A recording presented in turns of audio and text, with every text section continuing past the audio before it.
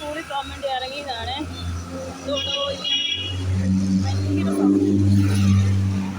ഭയങ്കര സൗണ്ട് ഉണ്ട്. ഇതോ ഇനി ഞങ്ങളെ ചേട്ടായി കൊണ്ടുവിടാൻ വരുന്നുണ്ട്. ഇന്ന് ഞാനും ചേട്ടായും 10:30 ഒരു 11 ആകുമ്പം ഞങ്ങളൊരു ലൈവ് വരുന്നുണ്ട്. നിങ്ങളെല്ലാവരും ഞങ്ങളെ സപ്പോർട്ട് ചെയ്യണം. പിന്നെ എന്താണെന്ന് ചോദിച്ചാൽ പറയാം. എന്താണെന്ന് വെച്ചാൽ ഞങ്ങൾക്ക് ഒരു കേസുമായിട്ട് ബന്ധപ്പെട്ട ഒരു പോലീസ് സ്റ്റേഷനിൽ വരെയും പോകേണ്ടതായിട്ടുണ്ട്.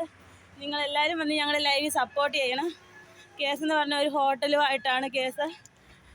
ഹോട്ടലുകാർ ഒരു തരത്തിലും ഞങ്ങളെ ഫാമിലിയായിട്ട് സമാധാനം തരുന്നില്ല. ഞങ്ങളെ ദ്രോഹിച്ചുകൊണ്ട് തന്നെ ഇരിക്കുകയാണ്. അതിൽ ഇന്നലെ ഞങ്ങൾ പോകുന്ന വഴിയെല്ലാം അടച്ചു.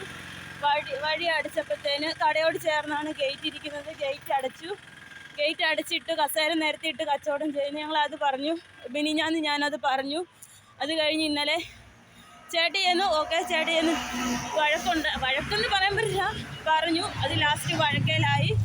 പിന്നെ അങ്ങോട്ടും ഇങ്ങോട്ടും ചീത്തവിളിയും പരിപാടിയൊക്കെ ആയി. ലാസ്റ്റ് ചേട്ടയുടെ പേരിൽ കൊണ്ട് കേസ് കൊടുത്തു.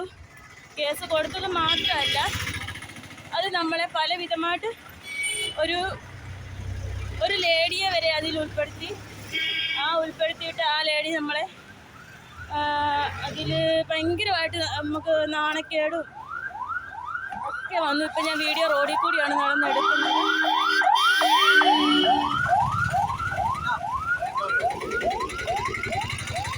അന്നേരം ഇന്നലെ പോലീസുകാർ എന്നെയാണ് വിളിച്ചത് ചേട്ടായിയെ എന്ത് ചെയ്യാന്നറിയാനും. ചേട്ടയുടെ പേര് കടക്കാർ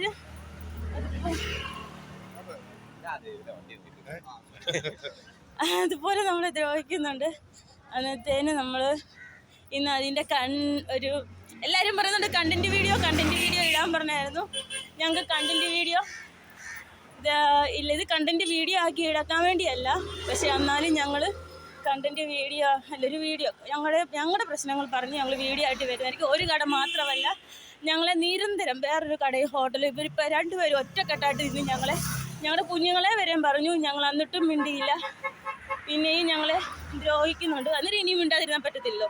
ഇനി ഞങ്ങൾ രണ്ടുപേരും കൂടി ഇന്ന് പോകുന്നുണ്ട്.